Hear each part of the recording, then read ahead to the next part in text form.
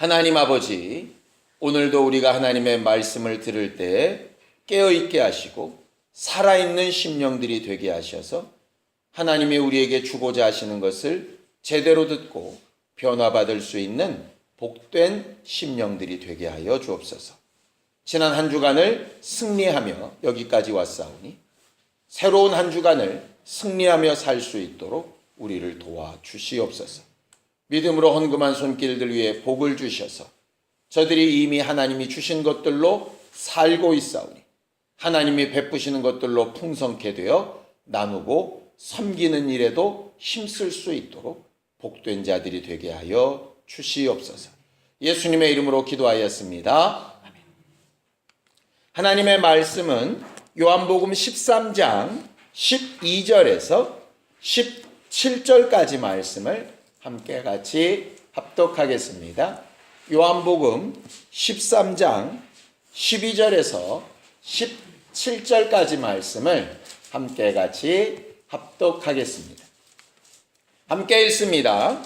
시작. 그들의 발을 씻으신 후에 옷을 입으시고 다시 앉아 그들에게 이르시되 내가 너희에게 행한 것을 너희가 아느냐. 너희가 나를 선생이라 또는 주라 하니 너희 말이 옳도다. 내가 그러하다.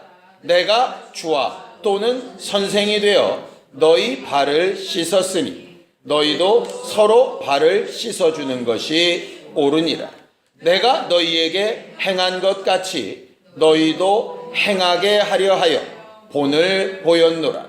내가 진실로 진실로 너희에게 이르노니 종이 주인보다 크지 못하고 보냄을 받은 자가 보낸 자보다 크지 못하나니 너희가 이것을 알고 행하면 복이 있으리라. 아멘. 우리 하나님은 우리를 가르치시고 주목하시고 훈계하시는 하나님이십니다. 성경에 나온 모든 말씀은 우리를 가르치시기 위한 말씀이죠. 그래서 신앙생활은 하나님으로부터 가르침을 받는 생활입니다. 설교를 듣는 이유도 그것 때문이고요. 성경을 공부하는 이유도 그것 때문입니다. 가르침을 받는다는 게 뭘까요? 가르침을 받다. 뭡니까? 가르침을 받는다는 게 뭡니까? 여러분들. 네, 모르는 걸 알게 하는 겁니다. 알게 해서요. 모르는 걸 알게 해서. 그 다음에는요. 네, 그냥 그렇게 살게 하려고요. 이런 거죠. 이렇게 해야 돼 라고 가르쳤어요. 그리고 그렇게 하게끔 하는 거죠. 학교 공부를 굉장히 열심히 다니는데 배운 대로 안 살면 그건 가르침을 받은 게 아니죠. 하나님의 말씀을 굉장히 많이 듣고 아는데 그대로 안 살면 그건 가르침을 받는 게 아닙니다. 하나님은 그래서 가르치시고 그 다음에 주목하시고 왜? 그대로 사는지 안 사는지를 보셔야 되니까요. 그 다음에 그렇게 살고 있는 것은 칭찬하시지만 그렇게 살지 못하는 부분은 훈계하시는 분이죠. 우리나라 말로 빠지면 야단치시는 분이라는 얘기입니다. 미워서가 아닙니다. 성경을 좀 보죠. 자, 시편 32편 8절입니다. 시편 32편 8절입니다. 함께 읽겠습니다. 시편 32편 8절입니다. 함께 읽습니다. 시작. 내가 내 갈 길을 가르쳐 보이고 너를 주목하여 훈계하리로다. 하나님이 하시는 일은 간단합니다. 어떤 길로 가라고 가르치시고 그 길로 제대로 가는지 주목하여 보시고 그 결과에 따라서 칭찬하시거나 훈계하시고. 이게 신앙생활이에요. 이게 신앙생활. 그래서 우리가 앞으로 하는 모든 신앙생활에 이 세 말씀을 잊지 않았으면 좋겠어요. 가르치시고 주목하시고 훈계하시는 하나님. 그게 신앙생활의 첫 번째입니다. 하나님이 그렇게 하시더니 예수께서도 오셔서 똑같은 일을 하십니다. 예수가 오셔서 하신 일을 크게 세 가지로 우리가 알고 있습니다. 첫 번째는 회당에 모여 가르치시고, 두 번째는 천국 복음을 전파하시고, 세 번째는 모든 약한 것과 병을 고치시고 였어요. 예수께서도 오셔서 하시는 일이 뭐였느냐면 가르치시는 일이었어요. 아버지도 가르치는 일을 하시고 아들도 가르치는 하시죠. 그러니 당연히 우리 안에 와 계신 성령도 가르치시는 일을 하시겠죠. 자, 요한복음 14장 26절입니다. 요한복음 14장 26절입니다. 함께 합독하겠습니다. 요한복음 14장 26절입니다. 함께 읽습니다. 시작. 보혜사 곧 아버지께서 내 이름으로 보내실 성령 그가 너희에게 모든 것을 가르치고 내가 너희에게 말한 모든 것을 생각나게 하시리. 성령도 우리 안에 오셔서 하시는 일은 가르치시는 일입니다. 그래서 아버지에게 통해서도 아들을 통해서도 성령을 통해서도 가르침을 받는 것이 신앙 생활이에요. 가르침을 받았다면 반드시 변화가 나타나야 되겠죠. 믿음이 아닌 것은 뭐냐면 가르침을 받아놓고도 안 바뀌는 거예요. 능력이 없어서 안 바뀌는 건 또 그럴 수 있습니다. 긍휼히 여기실 수 있으니까요. 그런데 고집이 세서 안 바뀌는 건 하나님도 어떻게 하실 수 있는 방법이 없어요. 우리는 일생 동안 하나님으로부터 잘 가르침을 받는 신령한 사람들이 되기를 예수님의 이름으로 축원합니다. 자, 그럼 하나님은 어떻게 가르치시나? 뭘 갖고 가르치실까요? 예, 그렇죠. 첫 번째, 말씀으로 가르칩니다. 율법이 되었든 선지자들을 통한 말씀이 되었던 예수 그리스도를 통한 말씀이 되었던 성령을 통한 말씀이 되었던 목사를 통한 말씀이 되었던 간에 하나님은 가장 기본적으로 말씀으로 우리를 가르치십니다. 그래서 믿음이 들음에서 난다라고 하는 것은 그 말씀이 우리에게 들어와 심령과 골수를 찔러 쪼개기까지 한다 하는 것은 굉장히 중요한 문제이죠. 그래서 신앙인의 가장 기본적인 특성은 말씀에 관심이 있는 거예요. 가르침을 받아야 하니까요. 뭔가를 하고 싶은데 어떻게 해야 될지를 모르는 거죠. 예를 들어 민영이가 미장원에 가가지고 뭔가 기술을 배워야 되는데 배우려면 어떻게 해야 됩니까? 말을 들어야죠. 가위는 어떻게 쥐고 빗은 어떻게 쥐고 머리는 어떻게 잡고 얼마씩 나눠 잡고 이렇게 하는 겁니다. 말로 가르치잖아요. 근데 문제가 있습니다. 말로 가르치는 데에는 항상 한계가 있어요. 말로 가르치는 데. 요새 아이들은 거의 모든 대부분의 지식을 유튜브에서 본대요. 조금 그것보다 위의 세대는 네이버에 물어봤거든요. 그거보다 조금 더 위에 있는 분들은 KBS 무엇이든 물어보래서에서 제 지식을 알았고요. 근데 점점 갈수록 그냥 글자로 읽는 것 갖고는 잘 안 되는 거예요, 애들이. 그래서 영상으로 직접 봐야 이해가 이렇게 되는 거죠. 하나님이 쓰시는 방법도 마찬가지입니다. 말씀으로 가르치시는데 말씀만 했더니 이게 잘 못 알아듣는 거예요. 지들 맘대로 막 해석을 하는 거예요. 그래서 하나님이 쓰시는 방법이 뭐냐면 오늘 성경 본문에 나와 있는 것처럼 본을 보이는 겁니다. 하나님이 본을 보여주세요. 본을 보여주신다는 얘기는 꼭 좋은 것만 본을 보여주신다는 뜻은 아닙니다. 반면교사라고 그래서 잘못된 본도 보여주세요. 예를 들면 이런 겁니다. 모세는 하나님 앞에 대단한 지도자였거든요. 그런데 그런 모세가 결국 가나안 땅에 들어가지 못했던 한 가지 이유가 있었습니다. 믿음이 없어서죠. 그게 어떤 믿음이었느냐? 반석 앞에서 명하라 하시는 말씀을 초월해가지고 자기 생각과 과거의 경험대로 반석을 치고 사람들 앞에서 막 화를 냈어요. 마치 자기가 능력을 행하는 것처럼. 그 한 가지 실수로 그렇게 40년 동안이나 하나님 앞에 충성하고 백성들을 대신해서 자기가 대신 하나님의 책에서 지워줘도 좋겠다고 그렇게 사랑이 많은 리더로 섰던 자가 한순간에 무너집니다. 그거 왜 그러셨을까? 본을 보이시기 위함입니다. 예수를 위해서 죽는 데까지 따라가겠다고 펄펄 뛰면서 막 그렇게 고백했던 베드로가 모닥불 옆에 작은 여종의 말에 예수를 3번이나 부인하죠. 왜 그랬을까? 그것도 본을 보이시기 위함입니다. 아무리 대단한 신앙인도 한순간에 제 맘대로 가면 망가질 수 있어요. 비록 그런 베드로라도 말씀을 기억하고 돌아오면 회복이 되는 거예요. 그게 하나님께서 우리에게 본을 보여주시는 부분이에요.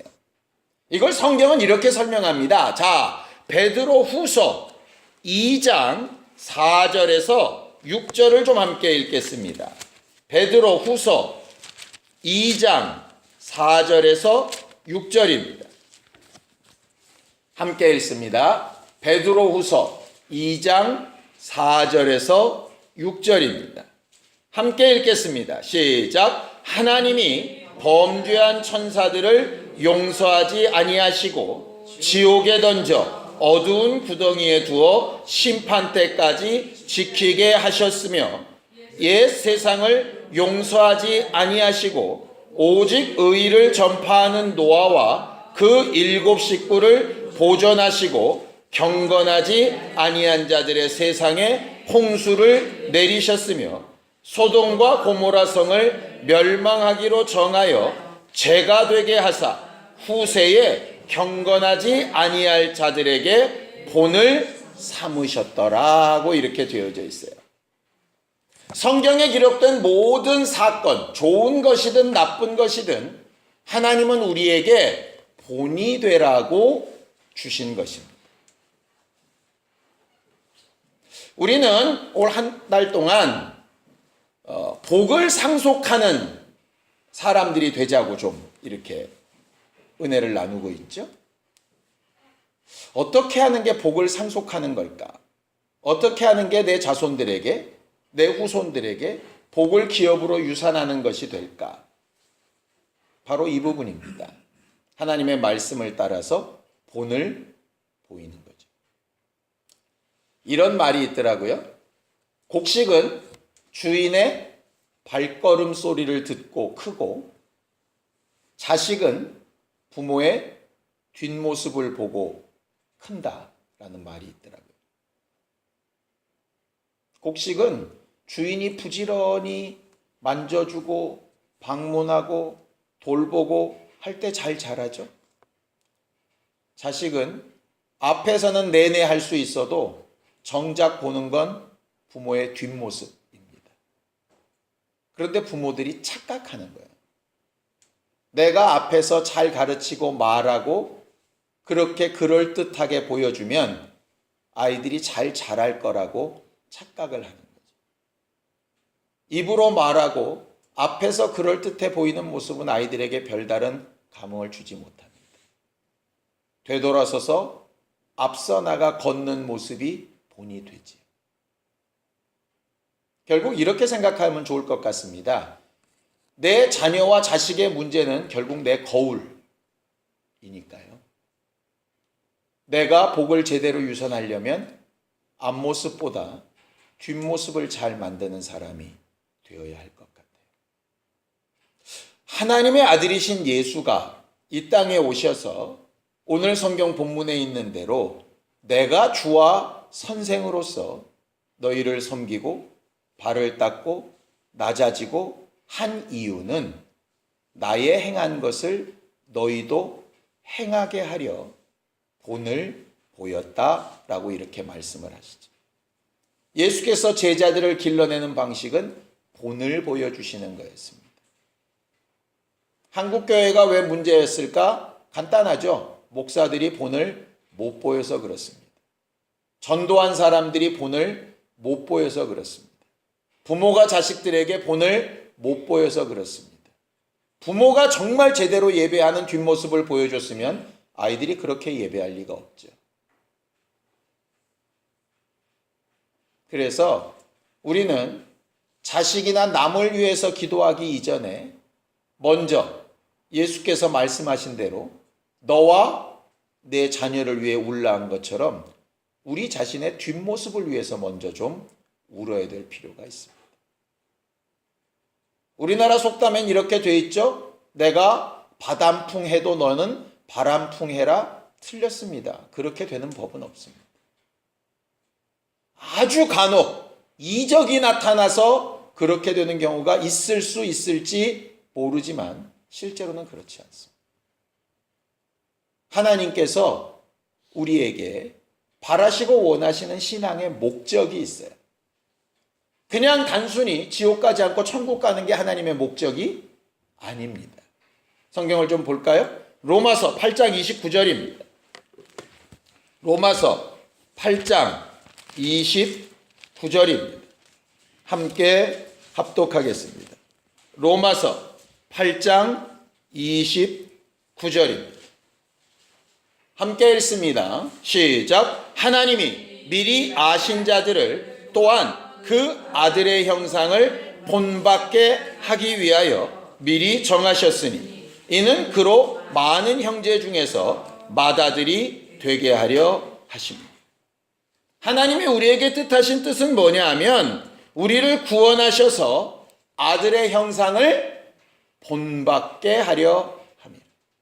왜냐? 아들에게 주었던 영광, 아들에게 주었던 나라, 아들에게 주었던 능력, 아들에게 주었던 그 사랑을 우리에게도 동일하게 주기 원하시는데 그러려면 아들과 같아져야 하기 때문이에요. 신앙생활의 목적이 여기에 있습니다. 누가 예수와 가장 닮아 있는가요? 천국에서 큰 자 간단합니다. 누가 예수와 닮아 있는가입니다. 누가 얼마나 많이 헌신했는가 뭐 이런 거 아닙니다. 누가 얼마나 많이 봉사했는가 뭐 이런 거 아니에요. 헌신도 봉사도 그 가장 기준이 예수 그리스도이시기 때문에 예수를 닮아 헌신했다면 잘한 겁니다. 예수를 닮아 본을 삼고 봉사했다면 정말 잘한 겁니다. 설교도 이적도 기도의 응답도 예수를 닮아 했다면 우리는 잘한 겁니다. 그러나 예수 닮은 것과 상관없이 열심히 했다면 무익한 겁니다. 하나님의 판단 기준은 누가 예수를 더 많이 본받았느냐예요. 그래서 예수를 알아야 하는 겁니다. 본받으려니까 알아야죠. 우리는 하나님의 형상의 모양, 그 카피본으로 지어졌기 때문에 그 형상에 가까이 가는 것이 우리의 목적입니다.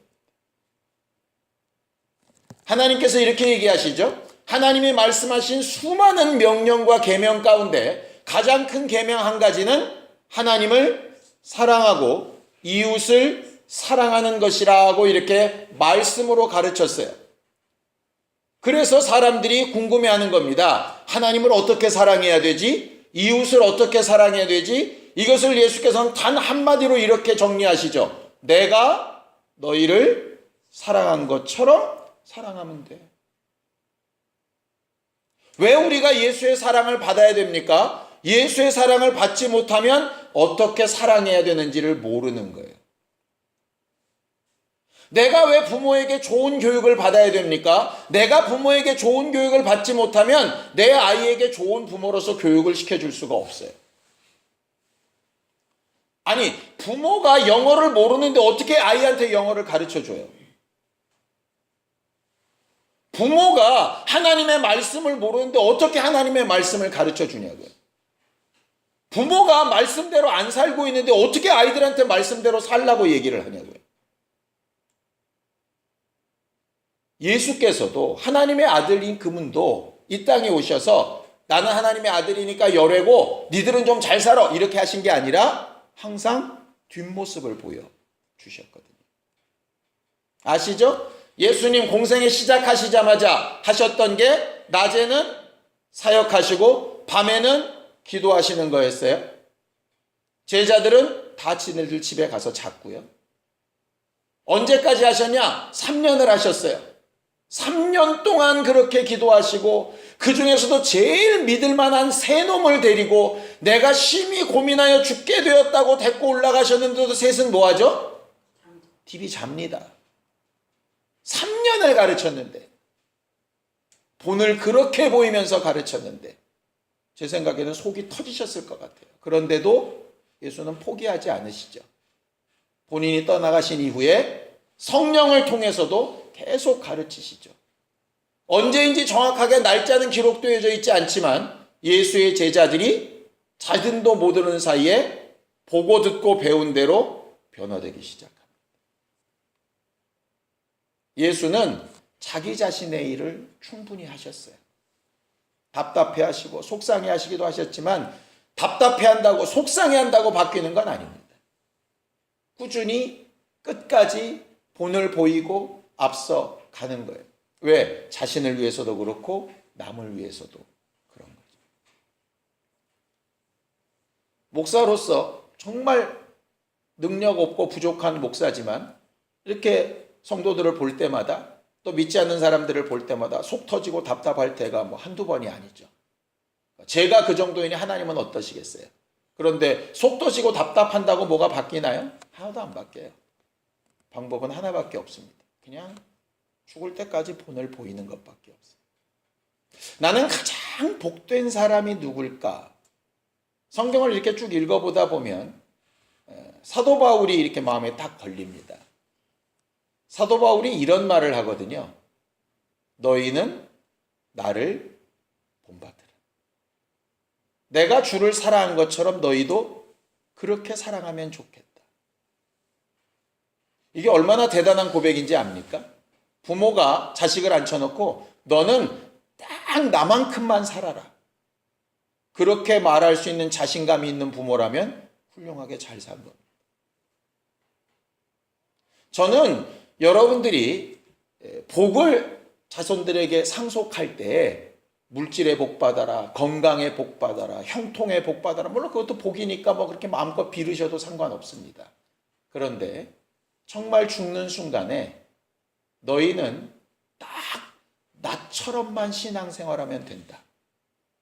라고 말할 수 있는 조상이 될 수 있다면 그 사람은 아마 가장 복된 신앙인이라고 생각이 듭니다.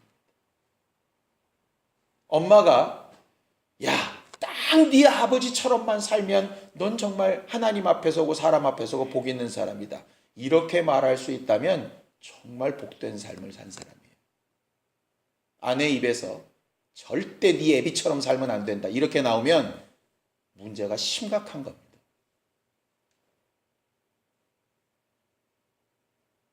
어떠십니까? 여러분들은 여러분들의 친구들에게, 여러분들의 자손들에게, 여러분들이 알고 있는 사람들에게 나처럼 신앙생활하면 된다라고 담대하게 이야기할 수 있는 자신 있습니까? 예수께서 말씀하신 것처럼 내가 이렇게 본을 보였으니 나처럼만 하면 된다라고 말할 수 있는 힘이 있나요? 내가 여러분들을 위해서 이렇게 한 것처럼 이렇게만 하시면 하나님이 기뻐하십니다. 그렇게 담대하게 할 수 있습니까? 아니면 그저 속 터지고 답답한 마음에 말만 앞섰지 뒷모습은 여전히 헤매고 있는 것으로, 그래서 아이들이 볼 때, 내가 전도하려고 하는 대상자들이 볼 때 말을 들으면 그럴듯한데 삶을 보니 도대체 뭐가 뭔지 모르겠어서 헤매는 사람들이 되고 있는 겁니다. 예수께서 굉장히 저주하시는 말씀을 하신 내용이 있습니다. 백성들은 이렇게 얘기합니다. 바리새인들과 서기관들이 가르치는 말은 들어라. 그런데 절대로 그들의 삶은 본받지 말아라. 이걸 미련한 사람들은 야, 바리새인과 서기관들이 그래도 말은 똑바로 했더라, 이렇게 착각을 하는데요. 그 뜻이 아닙니다. 저주 중에 가장 큰 저주입니다. 왜냐? 차라리 모르고 잘 몰라서 잘못 사는 거라면 이해가 가능한 거예요. 근데 말은 제대로 하고 있는 거죠. 그런데 삶은 절대로 본받으면 안 되는 거예요. 그래서 성경에 이렇게 얘기합니다. 너희 앞서 인도하는 자들의 그 믿음의 종말을 자세히 주의해서 봐라. 말만 듣지 말고 그들의 삶을 본으로 삼아라. 좋은 본이면 정말 좋겠지만 혹 나쁜 본이라도 제대로 보고 거기서 벗어나라. 이렇게 얘기하는 겁니다.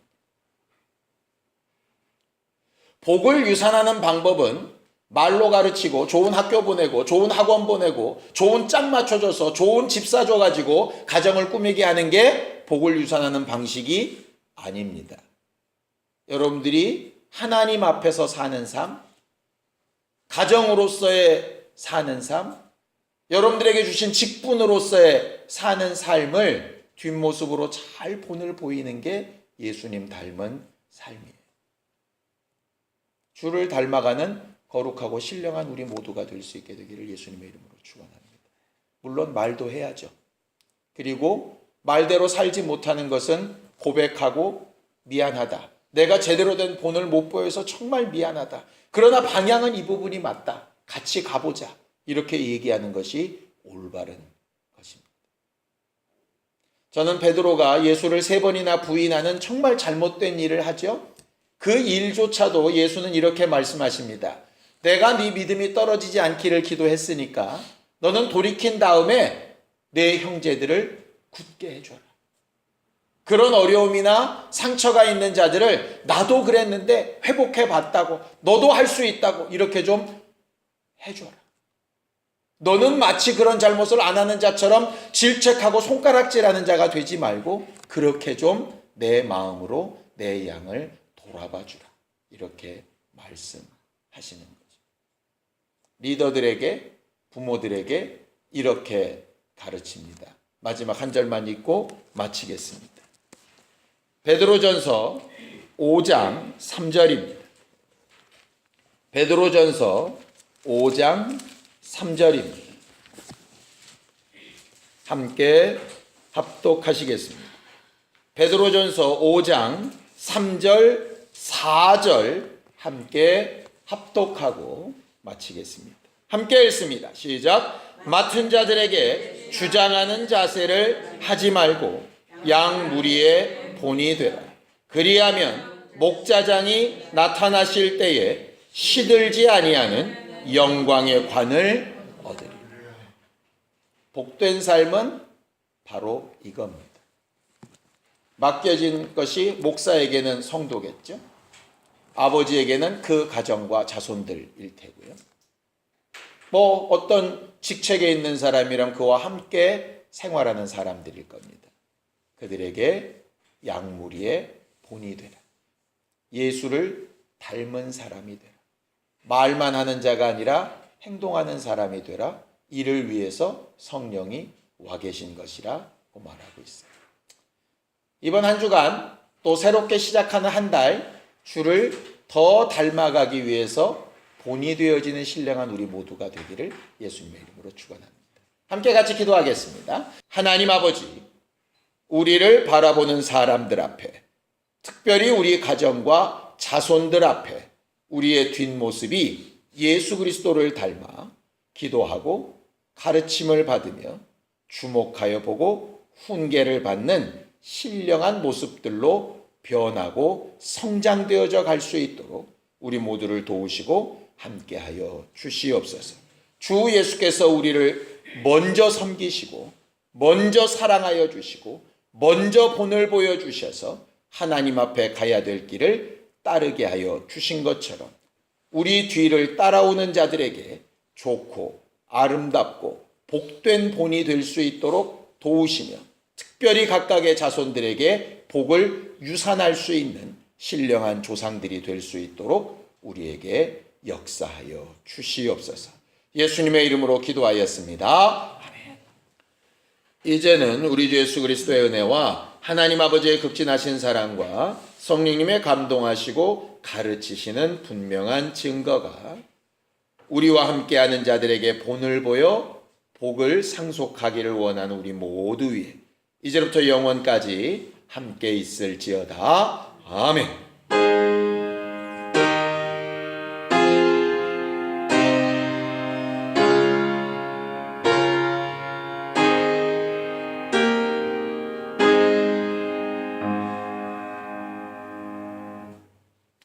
복을 명하신 계명에 순종해서 복을 잘 유산하는 우리 모두가 되기를 예수님의 이름으로 축원합니다. 감사합니다. 수고하셨습니다.